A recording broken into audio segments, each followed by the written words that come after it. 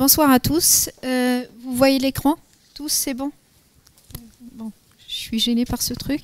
Donc, je suis Nadira Gallois, je suis docteur en sciences cognitives et neurosciences, neuropsychologue et en 3e année de thèse en sciences de l'éducation à l'Université du Maine. Voilà, donc je vais vous parler aujourd'hui de pensée et cerveau. Je vais essayer de vulgariser le plus possible pour ne pas perdre les gens, évidemment. Ensuite, mon plaisir sera d'interagir avec vous, donc n'hésitez pas à poser des questions. Ce sera avec un énorme plaisir que j'essaierai de répondre. Voilà, donc si on veut bien commencer, je ne suivrai pas forcément les slides dans l'ordre parce que je voudrais que ce soit quelque chose de vivant, d'interactif. Donc le plan qui m'a été proposé, c'est comment pensons-nous? Qu'est-ce que c'est que la pensée d'un point de vue neuroscientifique? Ensuite, quel est le lien entre l'intelligence et la pensée? L'intelligence humaine est-elle limitée? Donc, grande question. Ensuite, je vous expliquerai comment fonctionne le cerveau. Et pour cela, on va développer 2 points. Le premier point, je vous parlerai de quelques modèles des sciences de la cognition, de l'étude de la pensée, et l'état d'avancée de la recherche. Ensuite, comment la pensée est formée dans les réseaux de neurones. Voilà, donc la première grande question, c'est comment on pense. La pensée n'est pas l'intelligence et l'intelligence, c'est pas quelque chose qui connaît, mais c'est la personne qui pense qui a l'intelligence. Et plus exactement en fait, qu'est-ce que c'est que l'intelligence? C'est le fait de porter son attention sur un objet. Le dénominateur commun entre les personnes pour mesurer leur intelligence, c'est leur capacité à porter attention aux éléments de leur environnement. C'est à quel point leurs sens sont vifs pour capter les stimuli qui viennent de l'environnement. Et cette capacité à capter les stimuli qui viennent de l'environnement permet quelque chose qui est l'adaptation. Pour moi, l'intelligence est synonyme d'adaptation. Plus vous allez pouvoir vous adapter à votre environnement, plus on va parler d'intelligence. Là, on met bien évidemment un coup dans les tests de mesure classiques de l'intelligence, qui sont les plus utilisés aujourd'hui. Les tests de QI, par exemple, les échelles de Wechsler. Ces tests-là mesurent 2 choses. Ils mesurent un QI verbal et un QI performance. Le QI verbal, c'est votre culture générale, en quelque sorte. C'est ce que vous aurez acquis en fréquentant l'école ou votre environnement. Et le QI de performance, c'est votre capacité à intégrer les informations qui vous viennent et à vous adapter. Et c'est celle-ci la vraie intelligence. Parce que vous prenez quelqu'un qui n'a jamais fréquenté l'école de la République et quelqu'un qui a fréquenté cette école, vous leur faites passer le test de QI. Ce test de QI vous dira que la personne qui n'a jamais fréquenté l'école, qui a un QI de 60 est débile. On parle en termes psychiatriques, on parle de débilité quand le QI est inférieur à 60. C'est vraiment le vrai terme qui est employé. Donc vous imaginez alors que la personne peut avoir un QI performance qui est très élevé et c'est celui-ci normalement qui démontre l'intelligence.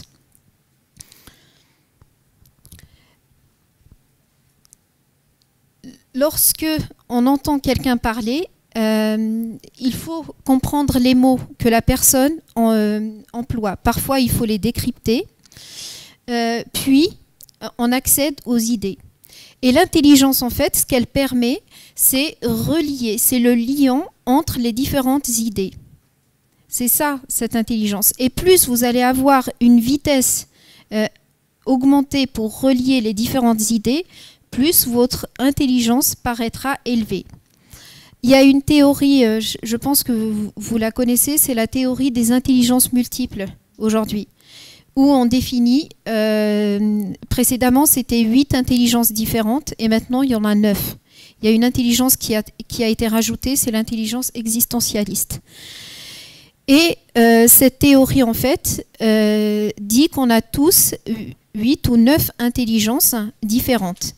On les possède tous. Et ces intelligences sont développées à des degrés différents d'une personne à une autre, selon la prédisposition, selon l'environnement, etc. Et cette théorie, pour moi, est beaucoup plus déjà positive, et d'autre part, elle reflète beaucoup plus ce qu'on retrouve réellement aujourd'hui quand on interagit les uns avec les autres. Et aussi, l'intelligence permet de connecter les mots et les idées, c'est ce que je viens de dire. Et aussi, l'étude du fonctionnement du cerveau nous montre que la connaissance est disposée en plusieurs couches. On a des théories, par exemple, qui montrent comment les concepts, les mots sont construits dans le cerveau. Un concept, par exemple, le concept des oiseaux, va être, on aura les oiseaux tout en haut, ensuite plus on va descendre, plus on va aller vers des choses plus précises, plus spécifiques dans la pyramide de construction de la sémantique des mots. Par exemple, vous avez les oiseaux et tout en bas, vous allez avoir l'espèce, le hara par exemple, pour le perroquet. Et les atteintes neurologiques montrent parfois qu'on peut perdre un concept et avoir le mot, ou inversement. On peut perdre la capacité à dénommer un mot, mais par contre connaître encore le concept. Et aussi, ce qui est important, je vais un peu plus en avance. Non, c'est pas grave. Juste, je vais vous expliquer comment fonctionne le cerveau pour que vous compreniez la notion de limite cérébrale. Dans le cerveau, en fait, quand vous captez une information, par exemple, je vais mémoriser ce qui se passe là maintenant dans cette salle. Cette information va rentrer dans mon cerveau, va être captée par différents sens, par la vision, par l'audition, etc. Dans mon cerveau, il va y avoir une décomposition de cette information-là. Les informations visuelles vont être envoyées à l'arrière du cerveau, dans les aires occipitales. Les informations auditives vont être envoyées dans les aires temporales, etc. Et lorsque je voudrais remémorer cette information-là, il va y avoir une reconstitution de ce souvenir. Et c'est lors de cette reconstitution de ce souvenir qu'il va y avoir de la subjectivité, par exemple, qu'il va y avoir d'anciens souvenirs qui vont se reconnecter, etc. Parce qu'on va recycler, on va réutiliser des réseaux de neurones qui ont l'habitude de remémorer ce genre d'informations, en quelque sorte. Et c'est là où la pensée s'enrichit, se désoriente en quelque sorte et devient beaucoup plus riche. Et aussi, il y a est-ce que l'intelligence est limitée? Oui et non. Elle est limitée parce qu'on a des ressources attentionnelles limitées. Quand on capte les informations qui nous viennent de l'environnement, notre réseau attentionnel, qui est principalement au niveau du lobe préfrontal, fonctionne comme un goulot d'étranglement. C'est-à-dire qu'on ne peut traiter qu'une seule information à la fois. Par exemple, je perçois ce qui se passe dans la salle, j'ai des informations visuelles, auditives qui arrivent, etc. Mais mon cerveau ne peut traiter, il choisit de traiter, grâce à l'attention qu'on porte, une information à la fois. Toutes les autres informations, si on n'augmente pas notre niveau attentionnel vis-à-vis de ces informations, on devient complètement aveugle à ces informations-là. Je ne sais pas si vous connaissez la vidéo de ce gorille qui danse devant un ascenseur. Et on demande aux personnes de compter le nombre de passes que se font un groupe d'individus qui sont en train de jouer au ballon. On a orienté votre attention vers le comptage du nombre de passes. Et du coup, vous ne voyez pas le gorille qui passe et qui danse le moonwalk dans la vidéo. Ça vous montre à quel point notre attention est vraiment limitée dans le cerveau. Et notamment chez les enfants. Les enfants de 2-3 ans, par exemple, il faut répéter l'information toutes les 2-3 minutes. Et ça, donc, comme les ressources attentionnelles sont limitées, on ne peut pas capter toutes les informations qui nous viennent de notre environnement. Bien évidemment, le fait que les informations qui rentrent dans le cerveau soient limitées, du coup, notre processus attentionnel, notre aussi génération de pensée est donc limitée. Par contre, l'évolution et l'être humain a trouvé tout plein de stratégies différentes pour pallier à ça. Il y a l'épigénétique, par exemple, le fait qu'il y a des modifications dues à l'environnement qu'on va transmettre d'une génération à une autre. Par exemple, le fait que quelqu'un soit performant en tennis, c'est une caractéristique qu'il pourrait transmettre, etc. Et il y a aussi il y a différentes stratégies qu'on va développer pour pallier à ces difficultés, à ces limites de notre cerveau. Donc, quelques modèles des sciences qui étudient la pensée ou des sciences cognitives. Jean-Philippe. Donc, le premier, c'est qu'il y a des théories qui conçoivent le cerveau comme un super ordinateur. Donc la pensée est comme un programme informatique. L'idée de base qui est au cœur de cette théorie, qu'on appelle la théorie computationnelle, est que toute la pensée, même la plus simple, la plus basique, peut être traduite sous forme d'un algèbre mental. Par exemple, c'est ce que fait la TMS, hein, qui est la stimulation magnétique transcrânienne. Mon collègue Sylvain pourrait en parler tout à l'heure, un peu plus. Donc, on stimule, on envoie des stimulations magnétiques dans le cerveau pour pouvoir traduire sous forme de signaux via un ordinateur les informations qu'on aura transmises.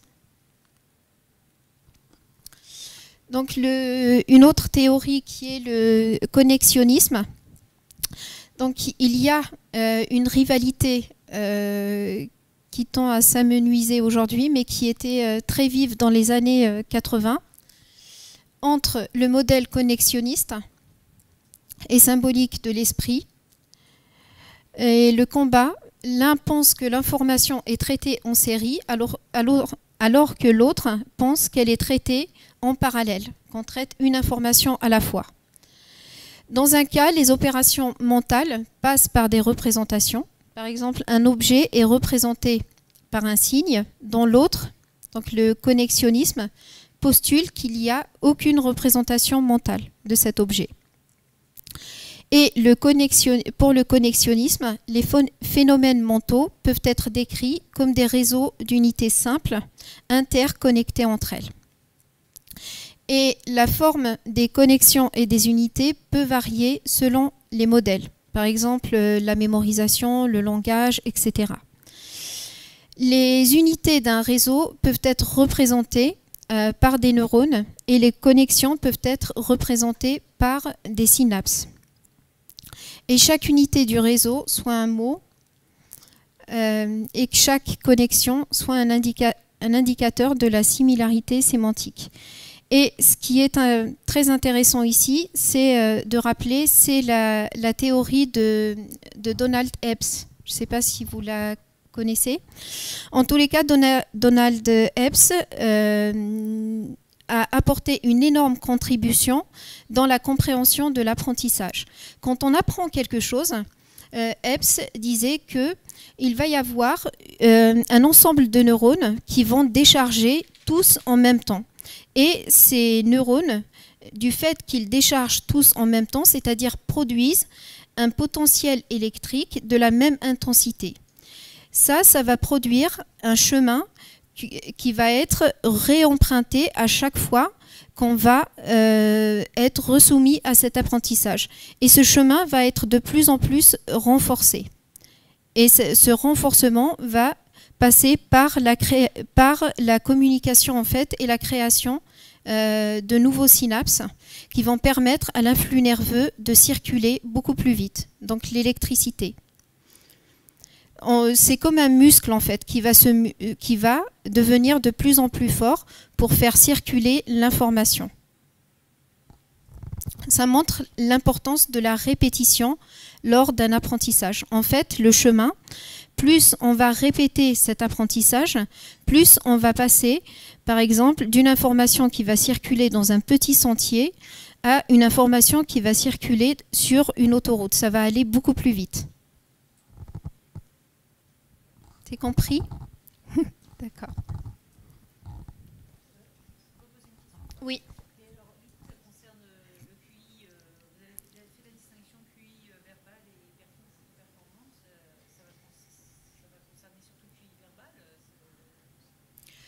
Ça concerne les deux, parce que le QI performance, c'est également quand on répète un apprentissage. Un apprentissage dans le QI performance, on mesure par exemple le fait de représenter. On vous montre un exemple avec des cubes. Vous voyez cet exemple et on vous dit il faut me reproduire la même chose. Quelqu'un qui a l'habitude de naviguer spatialement, etc., aura de meilleures performances visio-spatiales. Donc du coup, on peut entraîner ces compétences-là. Elles vont apporter un bénéfice aussi pour ça. Quelqu'un qui navigue, par exemple, dans la jungle, aura une compétence visio-spatiale qui pourra probablement lui servir également à résoudre ces exercices-là. Il y a la notion de transfert qu'il ne faut pas négliger. Donc je ne peux pas répondre de façon manichéenne à ça. Donc, le modèle de la cognition incarnée. Là, je vais vous parler des marqueurs somatiques de la théorie Damasio, Antonio Damasio, qui vous dit par exemple que lorsque on vit une situation sociale, une situation d'apprentissage, etc., ou quand on prend une décision, on va avoir une production de sensations physiologiques. Et ces sensations physiologiques vont laisser des traces au niveau somatique et puis au niveau cérébral. À chaque fois qu'on sera resoumis à cette situation-là, on va avoir une réactivation de ces traces. Damasio a étudié l'histoire de Phineas Gage. Phineas Gage était un personnage qui s'était pris une baramine dans les années 1880-83. Et lorsque cette baramine, lorsqu'il se l'était prise, elle avait traversé son lobe préfrontal. Et la principale difficulté de Phineas Gage, entre autres des autres difficultés, c'était surtout une difficulté sociale, à s'adapter socialement et à inhiber des comportements socialement prohibés.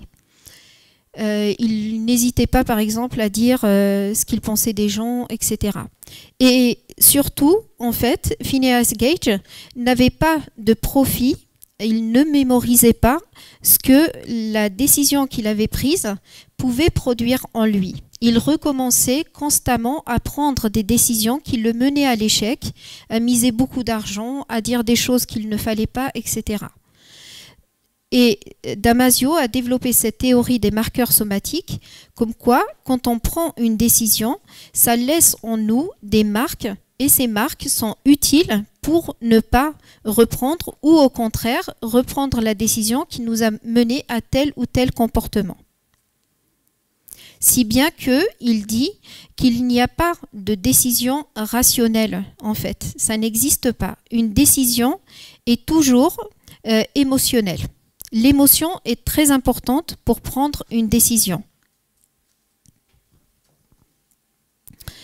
Et aussi, cette théorie fait le lien entre le corps et l'esprit. Longtemps, les deux ont été étudiés de façon séparée, voire même l'éducation nationale a longtemps considéré les élèves comme de purs esprits. On ne prend pas en compte les émotions de ces élèves, ou même dans les sociétés. Les émotions sont quelque chose qui dérange. Or, les émotions sont utiles pour prendre les décisions. Les meilleures décisions qu'on prend sont les décisions qu'on prend en contexte de stress, de petit stress. Pas un stress chronologique, mais un stress positif et bénéfique pour prendre les meilleures solutions. Pourquoi? Parce que votre cerveau voudra toujours revenir à une situation d'homéostasie. Or, le stress est quelque chose qui perturbe cette homéostasie. Homéostasie, c'est-à-dire équilibre. Et il voudra générer des idées pour retrouver son équilibre. Donc, c'est pour ça que vous avez une pensée beaucoup plus féconde au moment où vous êtes stressé. Donc, mettez un petit peu de pression à vos équipes. Elles vous produiront beaucoup plus d'idées.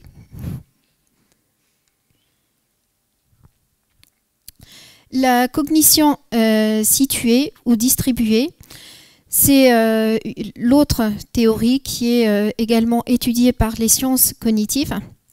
Elle envisage la cognition ou la pensée comme un phénomène collectif mettant en relation plusieurs cerveaux ou un cerveau et une machine dans le cadre d'un environnement donné. En fait, c'est l'étude de l'interaction des personnes ou d'une personne avec une machine. Et le savoir est inséparable de l'action et de l'environnement. Et toute connaissance est située dans une activité qui est liée aux contextes sociaux, culturels, physiques. Donc on étudie comment la pensée est générée, comment les personnes interagissent entre elles pour produire un apprentissage, pour produire des idées. C'est ce que on étudie par exemple, cette science est très importante pour comprendre comment améliorer l'échange des idées lors du travail collaboratif, ou encore comprendre comment un enfant va développer un lien avec son environnement affectif. Ce que disent certains pédiatres, c'est que c'est choquant quand on le prend au sens premier du mot. C'est qu'ils disent qu'un bébé et l'attachement de ses parents à ce bébé dépend de la capacité de l'enfant à rentrer en contact avec son environnement. Un enfant qui ne rentre pas en contact avec rentrer en contact avec son enfant d'emblée dès sa naissance n'est pas quelque chose d'inné. Ça dépend de la compétence du parent, mais ça dépend aussi de la compétence de l'enfant à rentrer en contact. Voilà. Et il y a aussi l'apprentissage. Oui. Il y a aussi l'apprentissage vicariant, qui est l'apprentissage par observation, par imitation. Et cette science de la cognition s'intéresse surtout à l'étude des neurones miroirs. Je pense que vous en avez entendu parler, qui sont ces neurones qui permettent en fait d'apprendre l'un de l'autre. C'est par exemple, je tends la main pour prendre ce micro. dans le cerveau de l'observateur, il va s'activer le même pattern de neurones que dans mon cerveau à moi. En fait, on va utiliser notre propre système moteur pour comprendre, donner du sens à l'action de l'autre. Parce que je n'explique pas avec des mots, donc du coup, notre cerveau a trouvé des stratégies pour comprendre ce que l'autre est en train de faire. Et quand on ne comprend pas, il va y avoir un basculement vers un autre système qui est le système de la théorie de l'esprit. On va inférer des pensées. Tout de suite, notre cerveau va essayer de combler ce qu'il ne comprend pas par la pensée. Je pourrais vous en parler après si vous voulez. Le dernier, qui est le cerveau et l'évolution, donc c'est la science les sciences cognitives hein, qui étudient l'apport de l'évolution sur le cerveau. Donc il porte surtout sur la finalité et l'ancrage des pensées dans l'histoire de l'évolution. En fait, on parle plus d'épigénétique, par exemple. C'est comment notre cerveau a acquis des comportements pour lesquels il n'était pas prédisposé, pour lesquels il n'a pas les structures cérébrales nécessaires, comme la lecture. Comment notre cerveau parvient à lire alors que dans le cerveau, on n'a pas de structure cérébrale dévolue à cette compétence. En fait, il va créer des liens entre deux régions cérébrales qui existent. Il va recycler des régions cérébrales qui étaient dédiées à d'autres choses pour lesquelles il a ses compétences dès le départ. Pour la lecture, c'est la reconnaissance des visages et la reconnaissance des sons. Il va faire le lien, il va créer des synapses et un réseau de communication neuronale entre ces deux régions. Voilà. Aussi, la psychologie évolutionniste a réhabilité l'idée d'instinct, l'instinct maternel à l'instinct du langage et aux instincts moraux. Tous sont des pulsions et aptitudes sélectionnées par l'évolution humaine pour vivre en société. Tout à l'heure, je lisais quelque chose sur la morale. La morale et le lien avec la notion de pureté. Pourquoi quand on a des mauvaises idées, par exemple, on a envie de se laver. C'est quelque chose qui a été étudié en sciences cognitives. Et cette notion de morale également qui est associée à la pureté, la notion de faute morale qui est associée à des couleurs, etc. C'est quelque chose qui est transmis par l'évolution. Et les enfants à l'âge de 6 ans, par exemple, commencent à s'intéresser beaucoup à cette notion de justice et d'injustice, à ce qui est bien et pas bien, etc. Donc c'est quelque chose qui est transmis de cerveau en cerveau en cerveau. Je pourrais vous parler après de la neurobiologie visuelle, la gestion du stress, etc. Et dernière slide, c'est la notion de modèle interne. Cette notion, en fait, nous indique que notre cerveau fonctionne toujours par prédiction. C'est-à-dire, si je reprends l'exemple de tout à l'heure, tendre la main pour prendre le micro, avant même que j'ai réalisé cette action, mon cerveau a déjà pris la décision et a sélectionné une espèce de notice de fonctionnement de ce qu'il faut mettre en place pour pouvoir atteindre le but, qui est de prendre le micro. Il a, dans cette notice de fonctionnement qu'on appelle modèle interne, il y a absolument tout ce qu'il faut mettre en place. Ça va de la force qu'il faut dans le muscle jusqu'au débit sanguin pour pouvoir atteindre le but. Et une fois que je l'ai réalisé, il va y avoir un retour d'information vers le cerveau qui va me dire si le geste, l'action a été réalisée bien ou pas bien. Et dans ce retour d'information, il va y avoir éventuellement la correction nécessaire aussi à effectuer pour la prochaine fois.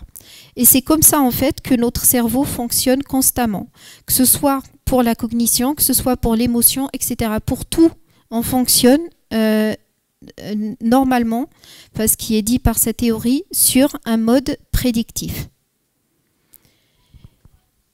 Et l'éducation, l'économie, la génétique sont des domaines qui s'intéressent à ce cerveau prédictif dans la gestion, dans la génération de ces modèles internes. Je pourrais répondre selon mon domaine à moi, qui est la cognition.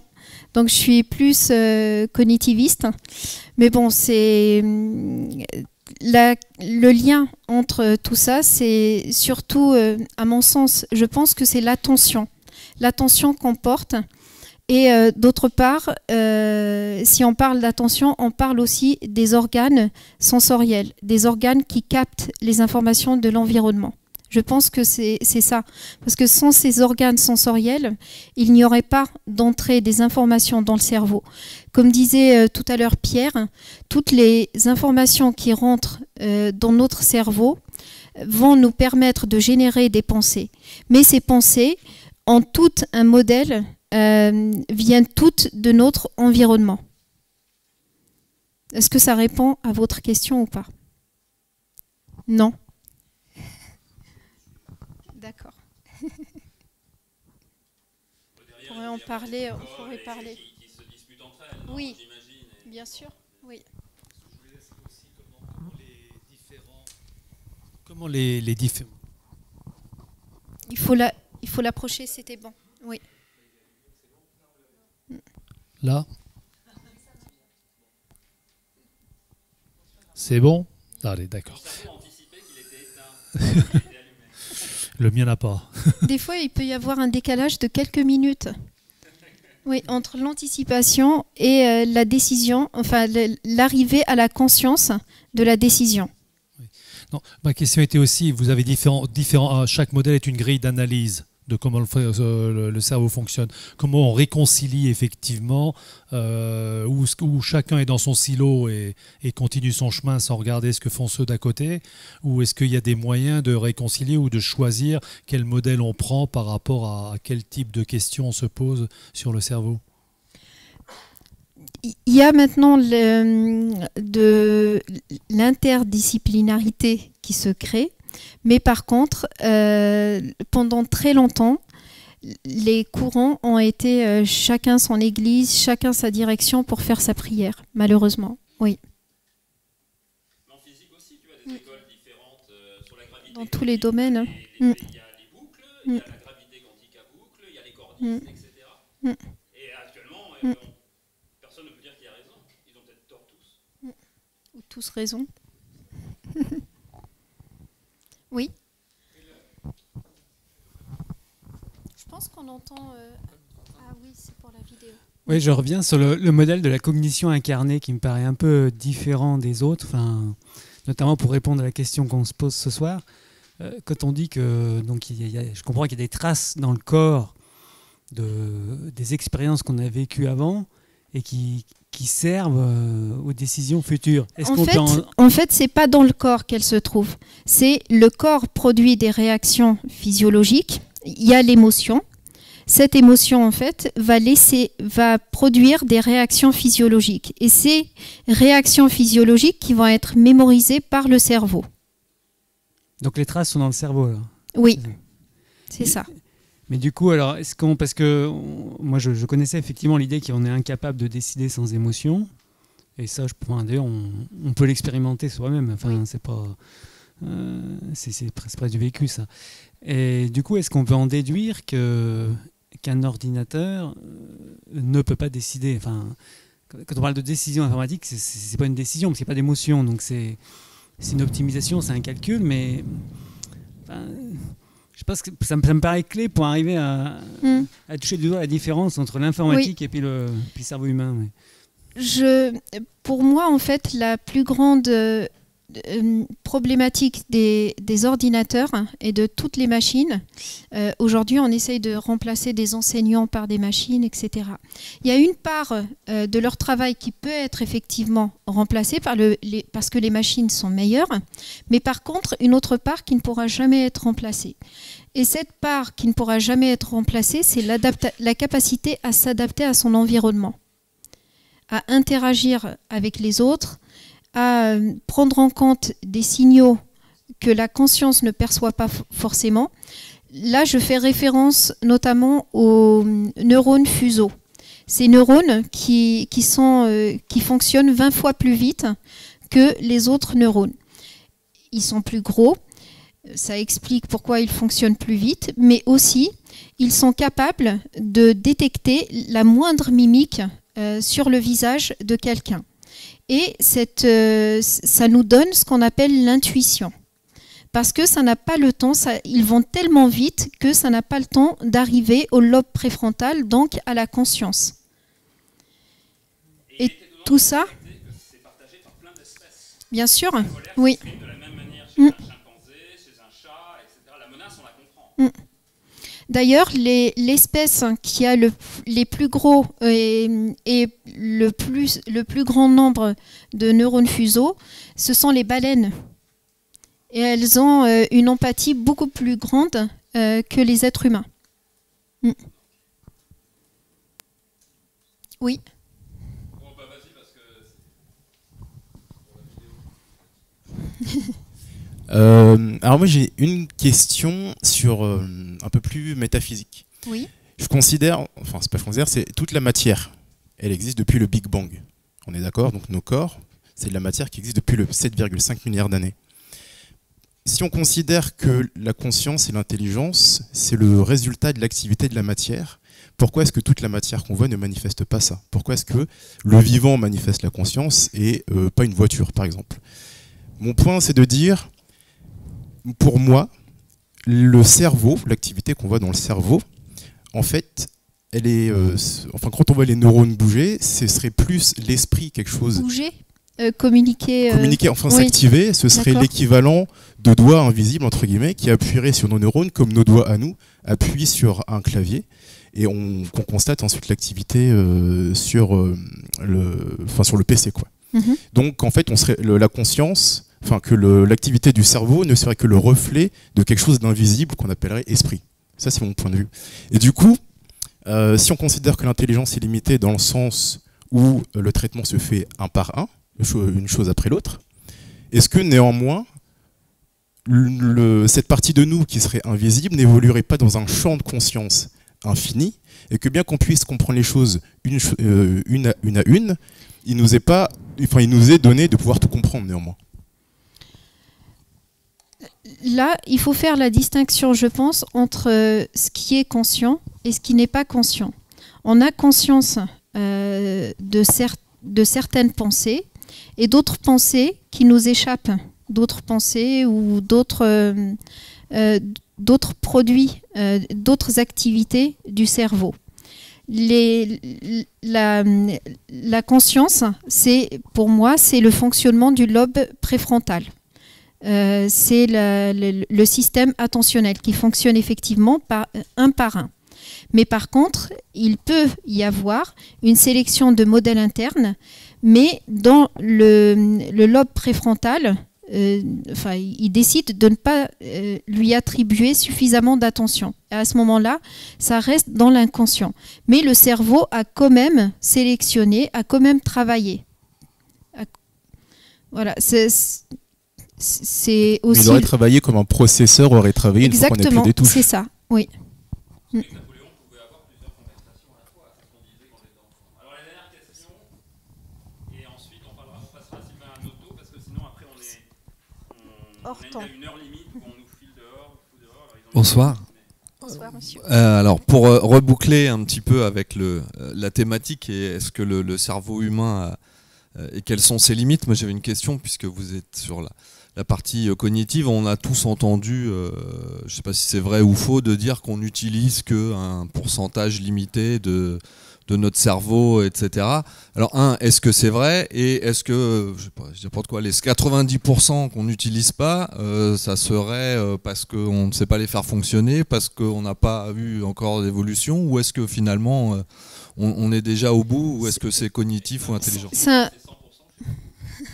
Merci Pierre. C'est un neuromythe. C'est un neuromythe, comme quoi on utiliserait 10% de notre cerveau. C'est complètement faux. En fait, on utilise tous 100% de notre cerveau.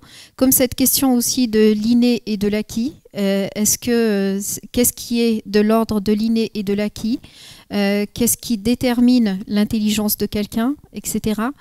C'est 100% l'environnement et 100% l'inné qui décide de l'intelligence de quelqu'un.